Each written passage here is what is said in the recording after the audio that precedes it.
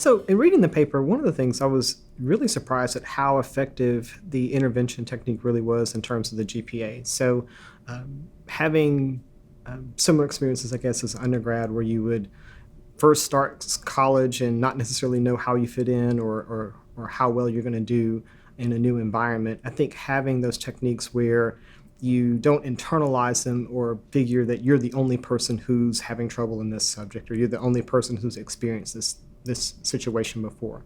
And so having an intervention where you demonstrate it to other people as they come in as a collective, that they're able to see that others experience those same scenarios and that their adversity is not attributed to unique factors of their gender or race. And I think that allowed them to not internalize that message and then to, not be as successful in their undergraduate career.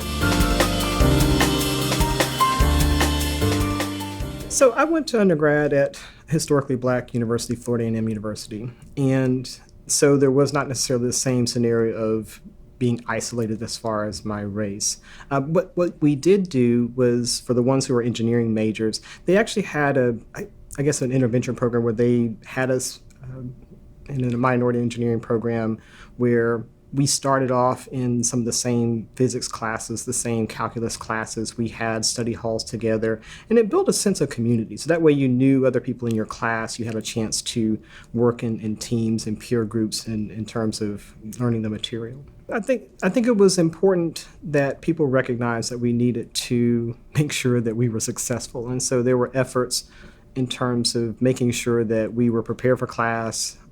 We started studying. They had us with what they considered some of their better professors in those classes. And they really made a specific effort to focus on science and engineering and being productive in those majors. I did my graduate work at Georgia Tech.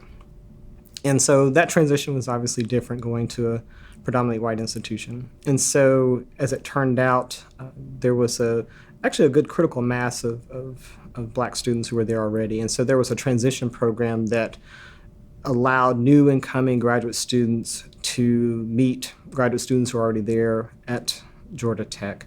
And they essentially told us, all the ins and outs and things that would help us to be successful. They, told us about, what it would be like to take your qualifying exam. They told us how classes would run. They helped us to meet each other and again, form study groups. And I think that's the one thing that I would say is consistent, that you don't want to feel isolated. And so I think if you can make those connections, that there are others who may have similar adversity, and you can discuss those opportunities of how to be successful, I think that helps. So my experience of coming to Vanderbilt, I actually found it to be very collegial. And I think some of the things that I probably internalized or worried about was being not only just the one black professor who was tenure track that was here. It's also my age too. So it was kind of a combination of being both young and African American. And so I did wonder how I would be perceived in the classroom. I did wonder whether or not students would have some aversion or some reaction that I was in front of the classroom talking about this material. So I tried to make sure that I knew my material. I tried to make sure that I was prepared for lectures.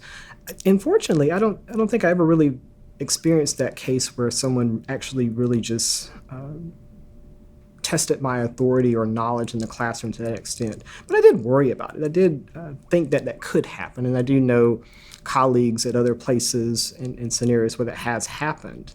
And I always wondered what I would do or how you would handle that scenario. And so what tends to happen is if it comes up, you end up being unprepared and wondering how you would react to it. And it's almost stunning to the standpoint of saying, well, wow, it just happened. I can't believe that would happen.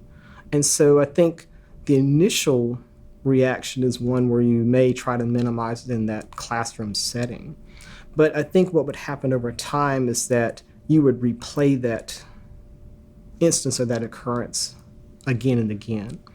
And so similar to the paper, I think, the students would have an incident that would happen and they would replay it over and over again. Or if I had that experience in a classroom where my race was, I thought, was the factor of why a student had openly said, well, how could you know what that is, or something to those effects. I think over time, I think that is what would be the worst outcome, that you allow it to fester, you allow it to go forward and ultimately hurt your own performance because you lose confidence later on. But the initial incident's probably harder to quantify in terms of that, seeing it, manifest in terms of later on. So I think one of the things that I have benefited from was having good mentors that are available to talk about those issues, to see how to deal with it, or even having people who are similar in stage of their career. So I know a number of Black faculty who are at different engineering schools. And so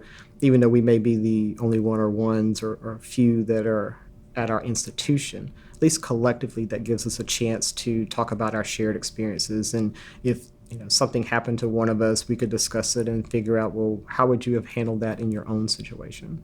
So I think some of the techniques that we kind of naturally did, and probably learning from our days at Georgia Tech or undergrad that we met, having a good sense of community, a good sense of belonging to a group, gives you a chance to have a good support network. And I think that's important for being resilient.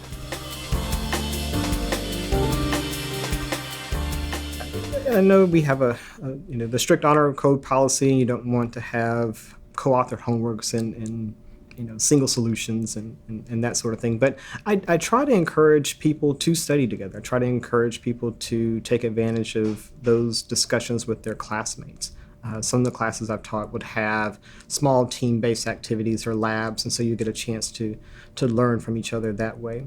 I think having other resources that are available on campus, I try to promote those. On campus we have tutoring sessions for a lot of our basic math and science classes and introductory engineering courses. And so I try to tell students about those opportunities as well. It's always difficult when you say, yes, here's a study hall or a tutoring session, and you don't want to make the students feel like that they're not adequate, but you're trying to make them aware of the resources that are available to them, that if they need help or if they don't quite understand a concept, there's tutoring that's available. I have office hours. My TAs have office hours, and don't wait until the last minute to get your questions answered and to figure out where that lack of understanding has happened.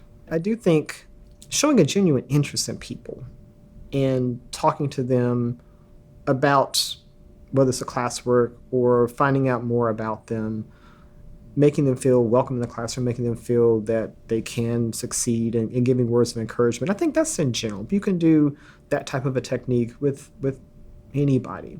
And if you decide that you want to make sure that you provide those types of messages to women and Black and Hispanic students that are in your class, I don't think there's anything wrong with that.